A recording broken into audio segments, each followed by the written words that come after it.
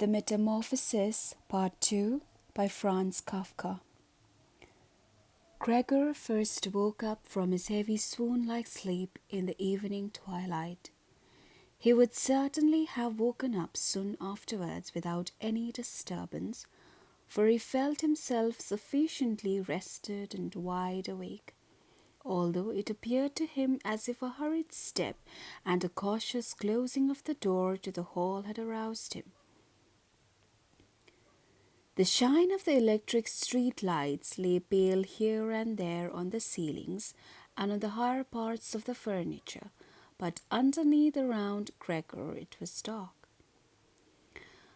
He pushed himself slowly towards the door, still groping awkwardly with his feelers, which he now learned to value for the first time, to check what was happening there. His left side seemed one single long, unpleasantly stretched scar, and he really had to hobble on his 2 rows of legs. In addition, one small leg had been seriously wounded in the course of the morning incident. It was almost a miracle that only one had been hurt and dragged lifelessly behind. By the door, he first noticed what had really lured him there. It was the smell of something to eat, for there stood a bowl filled with sweetened milk in which swarmed tiny pieces of white bread. He almost laughed with joy, for he now had a much greater hunger than in the morning, and he immediately dipped his head almost up to and over his eyes down into the milk. But he soon drew it back again in disappointment, not just because it was difficult for him to eat on account of his delicate left side. He could eat only if his entire panting body worked in a coordinated way, but also because the milk, which otherwise was his favorite drink and which his sister had certainly placed there for that reason, did not appeal to him at all. He turned away from the bowl almost with aversion and crept back into the middle of the room. In the living room, as Gregor saw through the crack in the door, the gas was lit, but where on other occasions at this time of the day the father was accustomed to read the afternoon newspaper in a loud voice to his mother, and sometimes also to his sister, at that moment not a sound was audible. Now perhaps this reading aloud, about which his sister always spoken and written to him, had recently fallen out of their general routine. But it was so still all around in spite of the fact that the apartment was certainly not empty.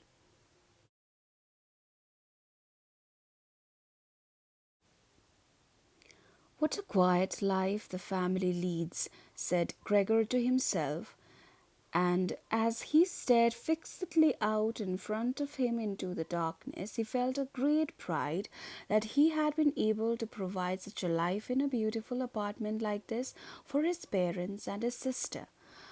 But how would things go if now all tranquility, all prosperity, all contentment should come to a horrible end? In order not to lose himself in such thoughts, Gregor preferred to set himself moving and crawled up and down in his room. Once during the long evening, one side door and then the other door was opened just a tiny crack and quickly closed again. Someone, presumably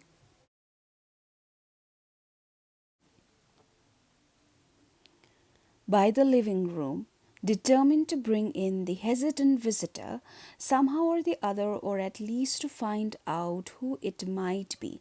But now the door was not opened any more, and Gregor waited in vain. Earlier, when the door had been barred, they had wanted to come in to him.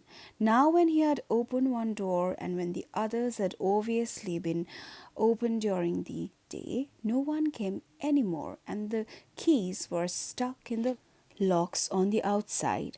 The light in the living room was turned off, only late at night, and now it was easy to establish that his parents and his sister had stayed awake all this time, for one could hear clearly as all three moved away on tiptoe.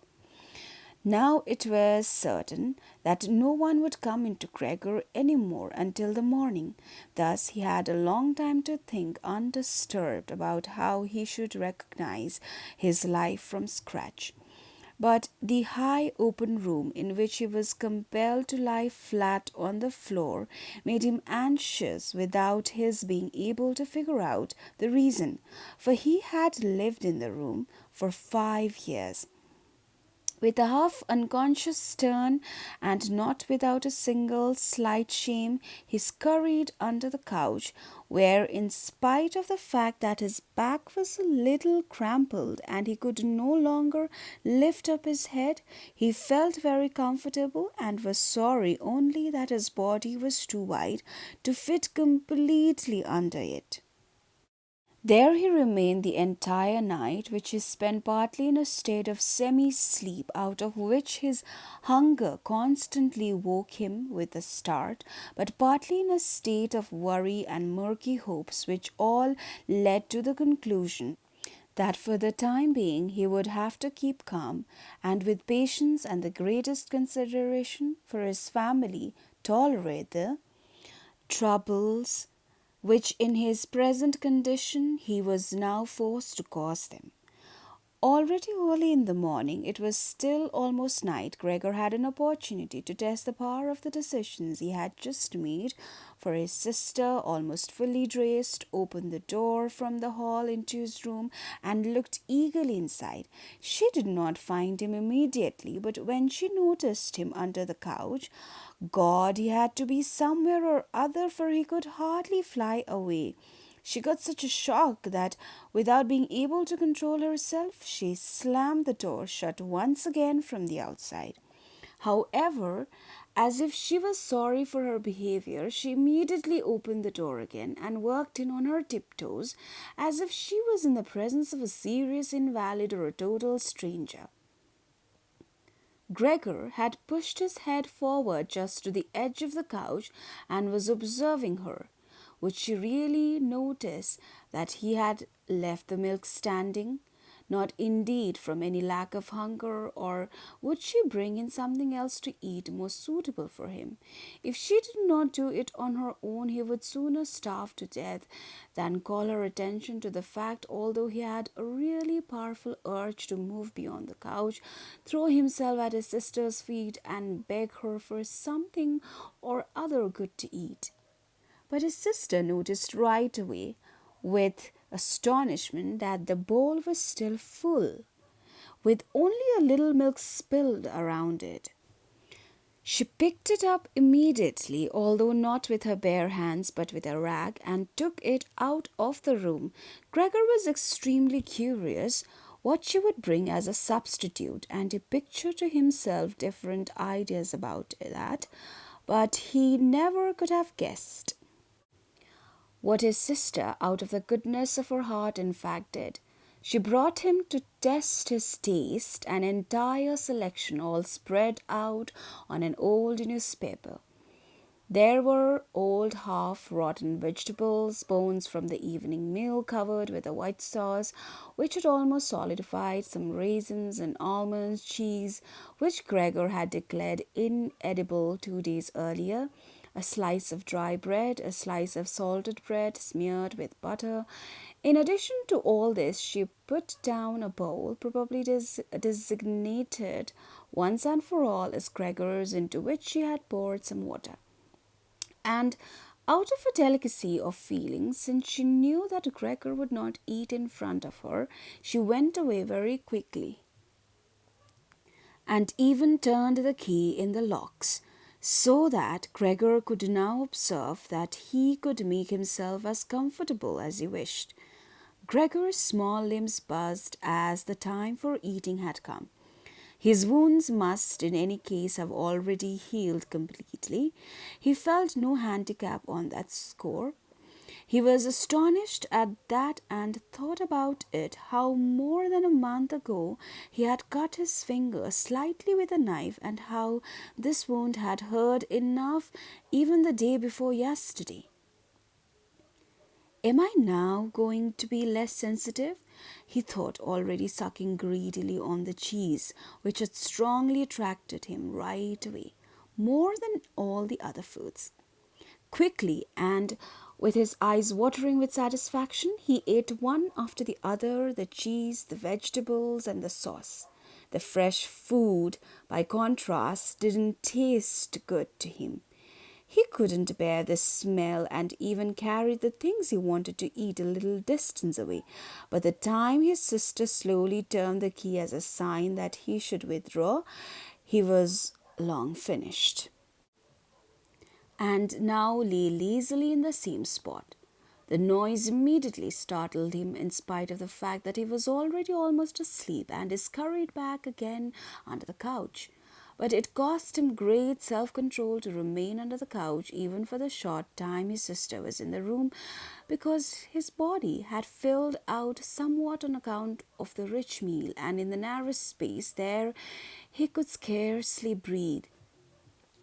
In the midst of minor attacks of asphyxiation, he looked at her with somewhat protruding eyes as his unsuspecting sister swept up with a broom not just the remnants but even the foods which Gregor had not touched at all, as if these were also now useless, and as she dumped everything quickly into a bucket, which she closed with a wooden lid, and then carried all of it out of the room. She had hardly turned around before Gregor had already dragged himself out from the couch, stretched out, and let his body expand. In this way, Gregor got his food every day, once in the morning when his parents and the servant girl were still asleep, and a second time after the common noon meal, for his parents were, as before, asleep. Then for a little while, and the servant girl was sent off by his sister on some errand or other. Certainly, they would not have wanted Gregor to starve to death, but perhaps they could not have endured finding out what he ate other than by hearsay. Perhaps his sister wanted to spare them what a possibly only a small grief, for they were really suffering quite enough already. What sorts of excuses people had used on that first morning to get the doctor and the locksmith out of the house, Gregor was completely unable to ascertain, since he was not comprehensible. No one, not even his sister, thought that he might be able to understand others, and thus, when his sister was in her room, he had to be content with listening now and then to her sighs and invocations to the saints. Only later, when he had grown somewhat accustomed to everything, naturally, there could never be any talk of her growing completely accustomed to it. Gregor sometimes got a comment which was intended to be friendly or could be interpreted as such. Well, today it tasted good to him, she said.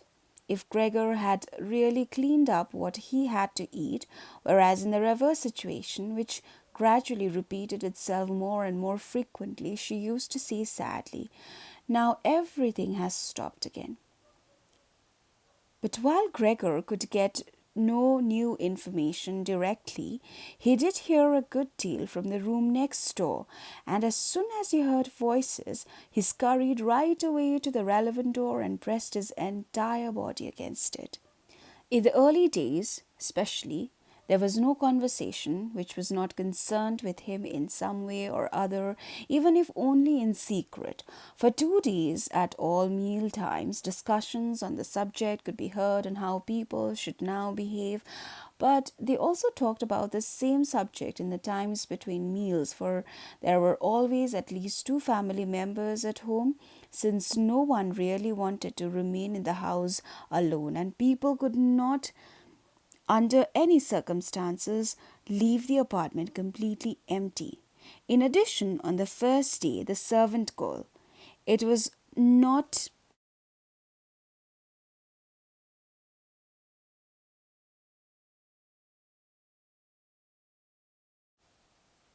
her go immediately, and when she said goodbye about 15 minutes later, she thanked them for the dismissal with tears in her eyes, as if she was receiving the greatest favor which people had shown her there, and without anyone demanding it from her.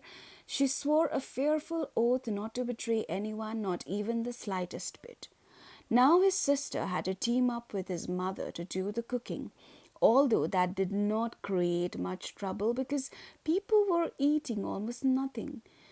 Again and again, Gregor listened as one of them vainly invited another one to eat and received no answer other than "Thank you, I have enough," or something like that. And perhaps they had stopped having anything to drink too. His sister often asked his father whether he wanted to have a beer and gladly offered to fetch it herself.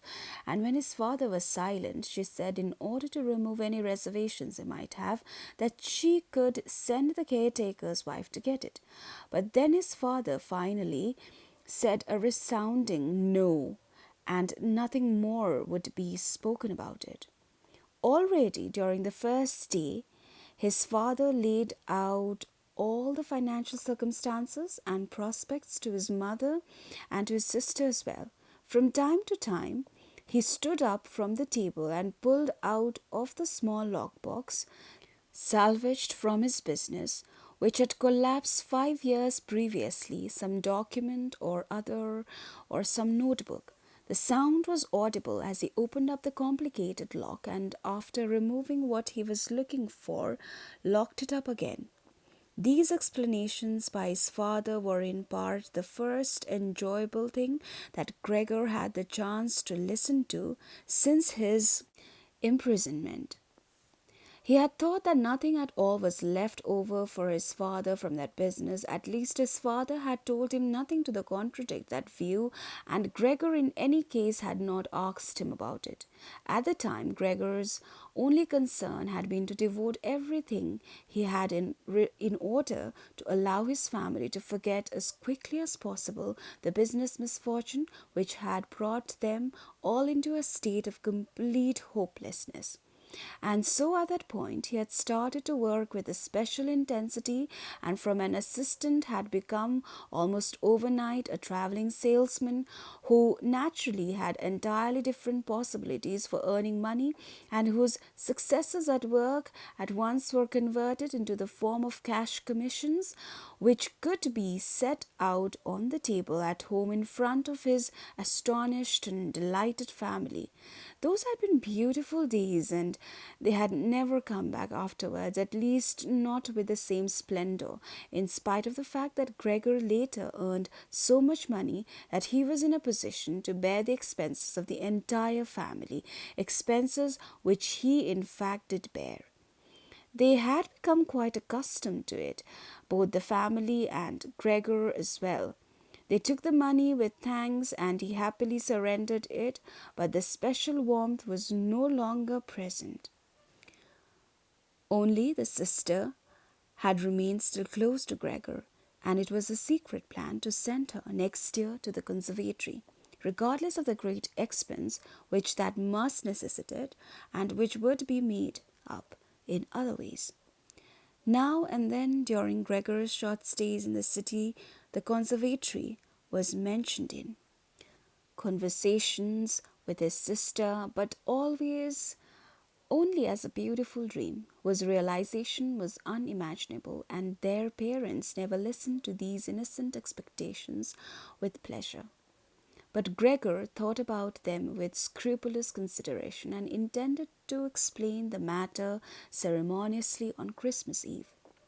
In his present situation, such futile ideas went through his head while he pushed himself right up against the door and listened.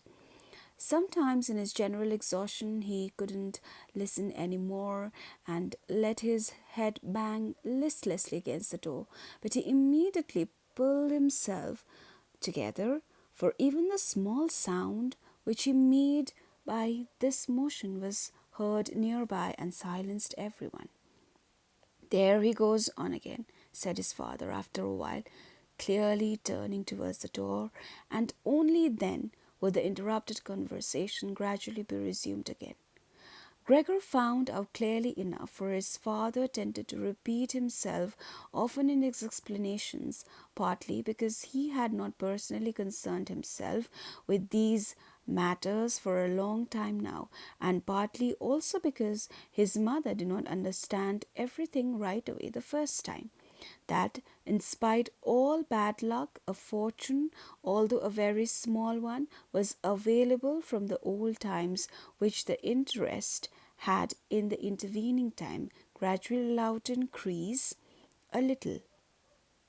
Furthermore, in addition to this, the money which Gregor had brought home every month had not been completely spent and had grown into a small capital amount.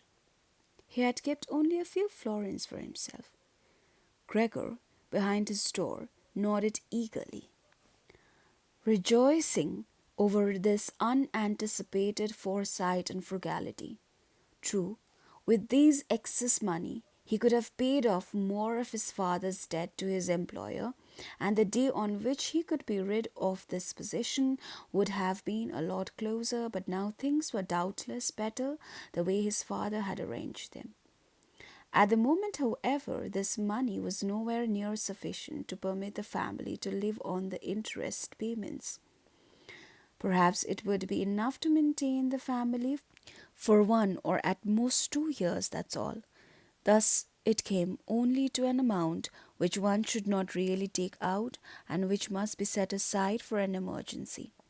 But the money to live on must be earned.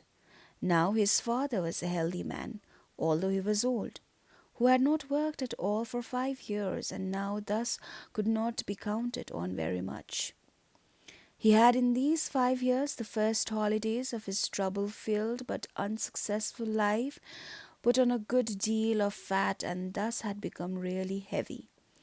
And should his old mother now maybe work for money, a woman who suffered from asthma, for whom wandering through the apartment even now was a great strain, and who spent every second day on the sofa by the open window laboring for breath.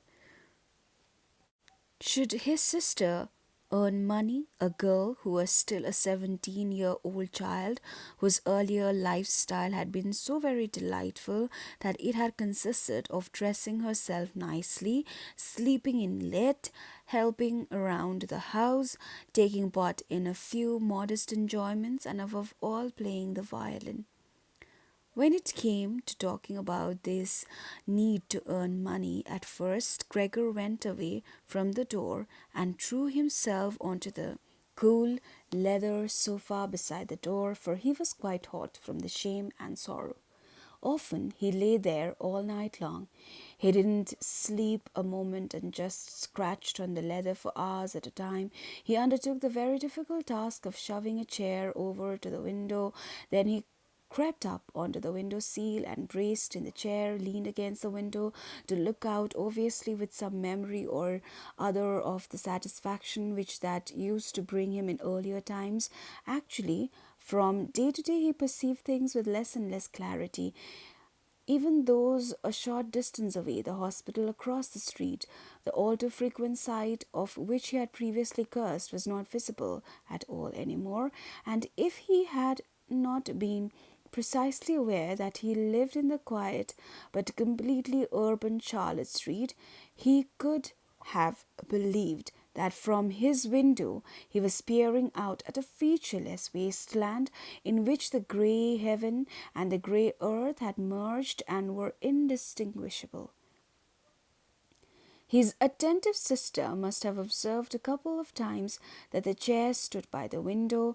Then, after cleaning up the room each time, she pushed the chair back right against the window, and from now on she even left the inner casement open. If Gregor had only been able to speak to his sister and thank her for everything that she had to do for him, he would have tolerated her service more easily. As it was, he suffered under it. The sister immediately sought to cover up the awkwardness of everything much as possible, and as time went by, she naturally got more successful at it. But with the passing of time, Gregor also came to understand everything more precisely. Even her entrance was terrible for him. As soon as she entered, she ran straight to the window without taking the time to shut the door, in spite of the fact that she was otherwise very considerate in sparing anyone the sight of Gregor's room, and yanked the window open with eager hands as if she was almost suffocating, and remained for a while by the window breathing deeply, even when it was still so cold. With this running and noise, she frightened Gregor twice every day.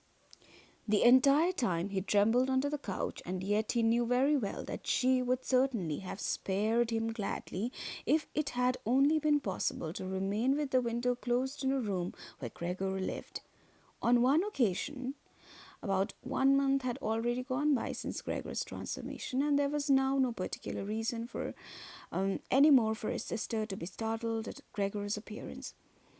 On one occasion, she came a little earlier than usual and came upon Gregor as he was looking out of the window, immobile and well positioned to frighten someone. It would not have come as a surprise to Gregor if she had not come in, since his position was preventing her from opening the window immediately.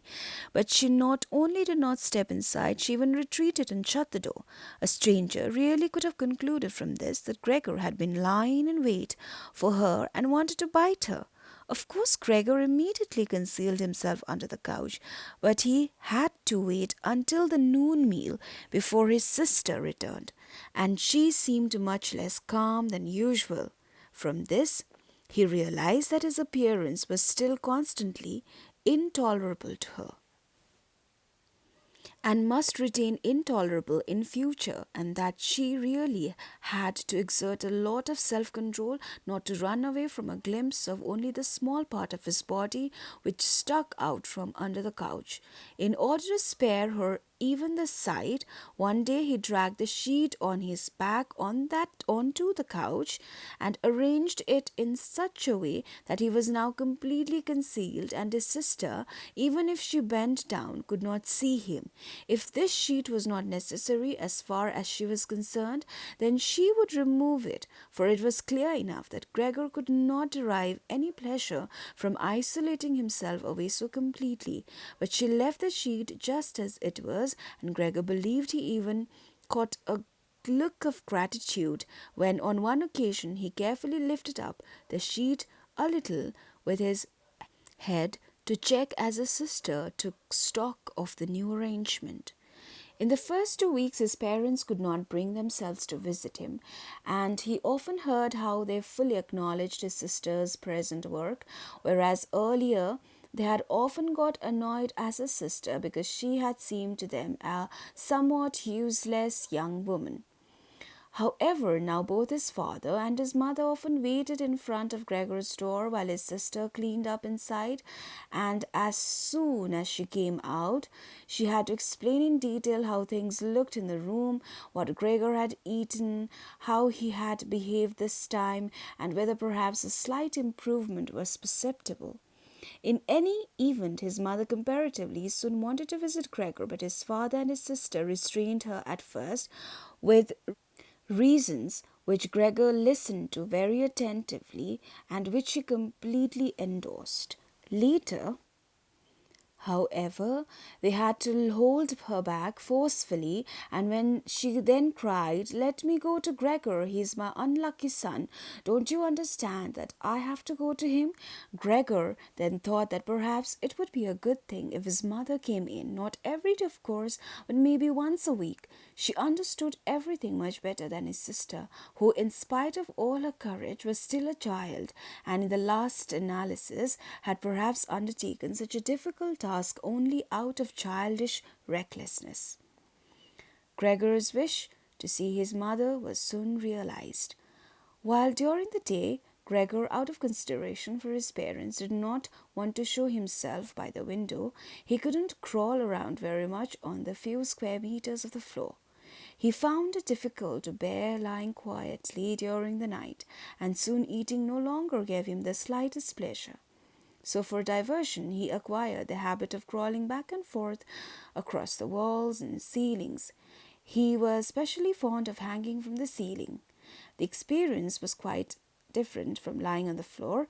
It was easier to breathe. A slight vibration went through his body, and in the midst of the almost happy amusement which Gregor found up there, it could happen that, to his own surprise, he let go and hit the floor. However, now he naturally controlled his body quite differently, and he did not injure himself in such a great fall. His sister noticed immediately the new amusement which Gregor had found for himself, for as he crept around he left behind here and there the traces of his sticky stuff, and she got the idea of making Gregor's creeping around as easy as possible, and thus of removing the furniture which got in the way, especially the chest of drawers and the writing desk. But she was in no position to do this by herself. She did not dare to ask her father for help, and the servant girl would certainly not have assisted her, for all that this girl, about 16 years old, had courageously remained since the dismissal of the previous cook. She had begged for the privilege of being allowed to stay permanently confined to the kitchen, and of having to open the door only in answer to a special summons. Thus his sister had no other choice but to involve his mother while his father was absent. His mother approached Gregor's room with cries of excited joy, but she fell silent at the door. Of course his sister first checked whether everything in the room was in order.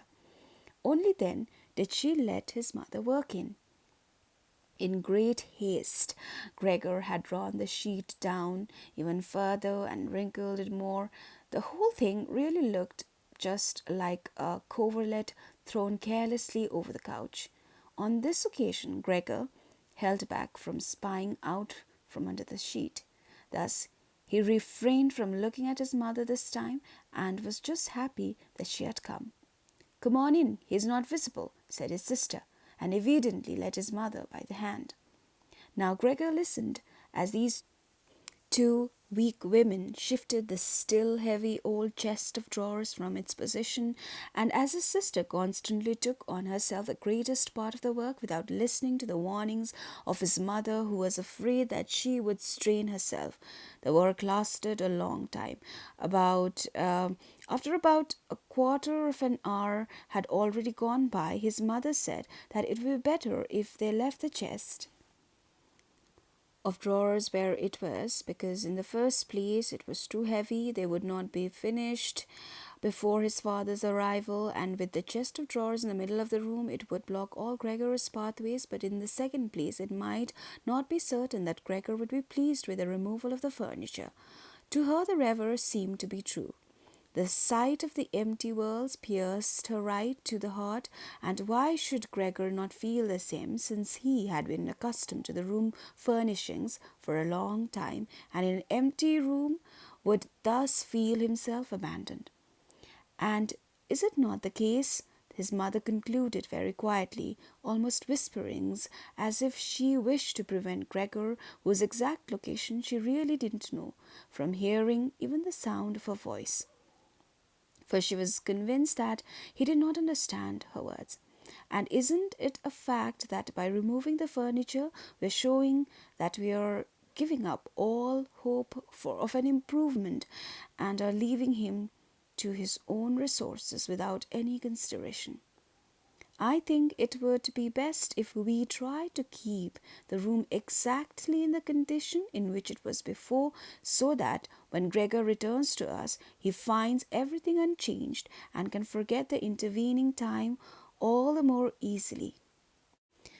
As he heard his mother's words, Gregor realized that the lack of all immediate human contact, together with the monotonous life surrounded by the family over the course of these 2 months, must have confused his understanding, because otherwise he could not explain to himself that he, in all seriousness, could have been so keen to have his room emptied. Was he really eager to let the warm room, comfortably furnished with pieces he had inherited, be turned into a cavern in which he would, of course, then be able to crawl about in all directions without disturbance, but at the same time with a quick and complete forgetting of his human past as well? Was he then at this point already on the verge of forgetting, and was it only the voice of his mother, which he had not heard for a long time, that had aroused him? Nothing was to be removed. Everything must remain in his condition. He could not function without the beneficial influences of his furniture. And if the furniture prevented him from carrying out his senseless crawlings about all over the place, then there was no harm in that, but rather a great benefit. But his sister, unfortunately, though thought otherwise. She had grown accustomed, certainly not without justification. So, as far as the discussion of matters concerning Gregor was concerned, to act as an special expert with respect to their parents, and so now the mother's advice was for his sister sufficient reason to insist on the removal not only of the chest of drawers and the writing desk, which were the only items she had thought about at first, but also of all the furniture, with the exception of the indispensable couch. Of course, it was not only childish defiance and a recent, very unexpected and hard-won self-confidence which led her to this demand. She had also actually observed that Gregor needed a great deal of room to creep about. The furniture, on the other hand, as far as one could see, was not of the slightest use. But perhaps the enthusiastic sensibility of young women of her age also played a role. The feeling sought release at every opportunity, and with it, great now felt tempted to want to make Gregor's situation even more terrifying, so that then she would be able to do even more for him than now. For surely no one except Great would ever trust themselves to enter a room in which Gregor ruled the empty walls all by himself, and so she did not let herself be dissuaded from her decision by her mother, who in this room seemed uncertain of herself in her sheer agitation, and soon kept quiet, helping his sister with all her energy to get the chest of drawers out of the room. Now Gregor could still do without the chest of drawers if need be, but the writing desk really had to stay, and scarcely had the women left the room with the chest of drawers groaned as they pushed it when Gregor stuck his head out from under the sofa to take a look how he could intervene cautiously and with as much consideration as possible. But unfortunately it was his mother who came back into the room first, while Gret had her arms wrapped around the chest of drawers in the next room and was rocking it back and forth by herself without moving it from its position. His mother was not used to the sight of Gregor. He could have made her ill and so frightened. Gregor scurried backwards right to the other end of the sofa, but he could no longer prevent the sheet from moving forward a little. That was enough to catch his mother's attention. She came to a halt, stood still for a moment, and then went back to Gret. Although Gregor kept repeating to himself over and over that really nothing unusual was going on, that only a few pieces of furniture were being rearranged, he would soon had to admit to himself that the movements of the women to and fro, their quiet conversations, the scratching of the furniture on the floor, affected him like a great swollen commotions on all sides, and so firmly was he pulling in his head and legs and pressing his body into the floor. He had to tell himself unequivocally that he wouldn't be able to endure all this much longer.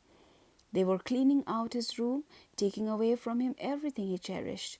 They had already dragged out the chest of drawers in which the fret and saw and other tools were kept, and they were now loosening the writing desk, which was fixed tight to the floor, the desk on which he, as a business student, a school student, indeed even as an elementary school student, had written out his assignments. At that moment he really didn't have any more time to check the good intentions of the two women, whose existence he had in any case almost forgotten, because in their exhaustion they were working really silently, and the heavy stumbling of their feet was also also the only sound to be heard, and so he scuttled out. The women were just propping themselves up on the writing desk in the next room in order to take a breather, changing the direction of his path 4 times. He really didn't know what he should rescue first. Then he saw, hanging conspicuously on the wall, which was otherwise already empty, the picture of the woman dressed in nothing but fur. He quickly scurried up over it and pressed himself against the glass that held it in place, and which made his hot abdomen feel good. At least this picture, which Gregor at that moment completely concealed, surely no one would now take away. He twisted his head towards the door of the living room to observe the women as they came back in. They had not allowed themselves very much rest and were coming back right away. Gret had placed her arm around her mother and held her tightly. "So, what shall we take now?" said Gret, and looked around her. Then her glance crossed with Gregor's from the wall. She kept her composure only because her mother was there. She bent her face towards her mother in order to prevent her from looking around, and said, although in a trembling voice and too quickly, "Come, wouldn't it be better to go back to the living room for just another moment?" Gret's purpose was clear to Gregor. She wanted to bring his mother to a safe place and then chase him away down from the wall.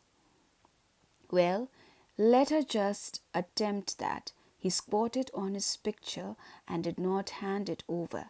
He would sooner spring into Gret's face. But Gret's words had immediately made the mother very uneasy. She worked to the side, caught sight of the enormous brown splotch on the flowered wallpaper, and before she became truly aware that what she was looking at was Gregor, screamed out in a high-pitched, raw voice, "Oh God," and fell with outstretched arms as if she was surrendering everything down onto the couch and lay there motionless. "Gregor, you!" cried out his sister with a raised fist and an urgent glare. Since his transformation, those were the first words which she had directed right at him. She ran into the room next door to bring some spirits or other with which she could revive her mother from her fainting spell. Gregor wanted to help as well. There was no time enough to save the picture, but he was stuck fast on the glass and had to tear himself loose forcefully. Then he also scurried into the next room as if he could give his sister some advice as in earlier times, but then he had to stand there idly behind her while she rummaged about among various small bottles. Still, she was frightened when she turned around. A bottle fell onto the floor and shattered. A splinter of glass wounded Gregor in the face. Some corrosive medicine or other dripped over him. Now, without lingering any longer, Gret took as many small bottles as she could hold and ran with them into her mother. She slammed the door shut with her foot. Gregor was now shut off from his mother, who was perhaps near death, thanks to him. He could not open the door and did not want to chase away his sister, who had to remain with her mother. At this point, he had nothing to do but wait, and overwhelmed with self-reproach and worry, he began to creep and crawl over everything, walls, furniture, and ceiling. Finally, in his despair, as the entire room started to spin around him, he fell onto the middle of the large table. A short time elapsed. Gregor lay there limply. All around was still. Perhaps that was a good sign. Then there was a ring at the door. The servant girl was naturally shut up in her kitchen, and Gret must therefore go to open the door. The father had arrived. "What's happened?" were his first words. Gret's appearance had told him everything. Gret replied with a dull voice. Evidently, she was pressing her face onto her father's chest. "Mother fainted, but she is getting better now. Gregor has broken loose." "Yes, I have expected that," said the father. I always told you that, but you women don't want to listen. It was clear to Gregor that his father had badly misunderstood Greg's short message and was assuming that Gregor had committed some violent crime or other. Thus, Gregor now had to find his father to calm him down, for he had neither the time nor the opportunity to clarify things for him. And so he rushed away to the door of his room and pushed himself against it, so that his father could see right away as he entered from the hall that Gregor fully intended to return at once to his room, that it was not necessary to drive him back, but that one day only needed to open the door and he would disappear immediately. But his father was not in the mood to observe such niceties. Ah, he yelled as soon as he entered, with a tone as if he were all at once angry and pleased. Gregor pulled his head back from the door and raised it in the direction of his father. He had not really pictured his father as he now stood there. Of course, what with his new style of creeping all around he had in the past, while neglected to pay attention to what was going on in the rest of the apartment, as he had done before, and really should have grasped the fact that he would encounter different conditions. Nevertheless, was that still his father? Was that the same man who had lain exhausted and buried in bed in earlier days when Gregor was setting out on a business trip? Who had received him on the evenings of his return in a sleeping gown, an armchair, totally incapable of standing up, who had only lifted his arm as a sign of happiness, and who, in their rare strolls together a few Sundays a year and on the important holidays, made his way slowly forwards between Gregor and his mother, always a bit more slowly than them, bundled up in his old coat, all the time setting down his working stick carefully, and who, when he had wanted to say something, almost always stood still and gathered his entourage around him. But now he was standing up really straight, dressed in a tight-fitting blue uniform with gold buttons like the ones servants wear in a banking company. Above the high, stiff collar of his jacket, his firm double chin stuck out prominently. Beneath his bushy eyebrows, the glance of his black eyes was freshly penetrating and alert. His otherwise dishevelled white hair was combed down into a carefully exact shining pot. He threw his cap, on which a gold monogram, apparently the symbol of the bank, was affixed in an arc across the entire room of the sofa, and moved, throwing back the edge of the long coat of his uniform, with his hands in the trouser pockets and a grim face right up to Gregor. He really didn't know what he had in mind, but he raised his foot uncommonly high anyway, and Gregor was astonished at the gigantic size of his sole of his boot. However, he did not linger on that point, for he knew from the first day of his new life that as far as he was concerned, his father considered the greatest force the only appropriate response. And so he scurried away from his father, stopped when his father remained standing, and scampered forward again when his father merely stirred. In this way, they made their way around the room repeatedly without anything decisive taking place. Indeed, because the slow pace, it didn't look like a chase.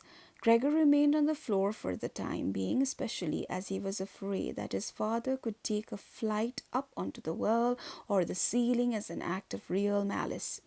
At any event, Gregor had to tell himself that he could not keep up this running around for a long time, because whenever his father took a single step, he had to go through an enormous number of movements. Already he was starting to suffer from a shortage of breath. Just as in his earlier days, his lungs had been quite unreliable, as he now staggered around in this way in order to gather all his energies for the running, hardly keeping his eyes open. In his listlessness, he had no notion at all of any escape other than by running, and had almost already forgotten that the worlds were available to him. although they were obstructed by carefully carved furniture full of sharp points and spikes. At that moment, something or other thrown casually flew down close by and rolled in front of him. It was an apple. Immediately a second one flew after it. Gregor stood still in fright. Further flight was useless, for his father had decided to bombard him. From the fruit bowl on the sideboard, his father had filled his pockets, and now, without for the moment taking accurate aim, was throwing apple after apple. These small red apples rolled as if electrified around on the floor and collided with each other. A weakly thrown apple grazed Gregor's back but skidded off harmlessly. However, another thrown immediately after that one drove into Gregor's back really hard.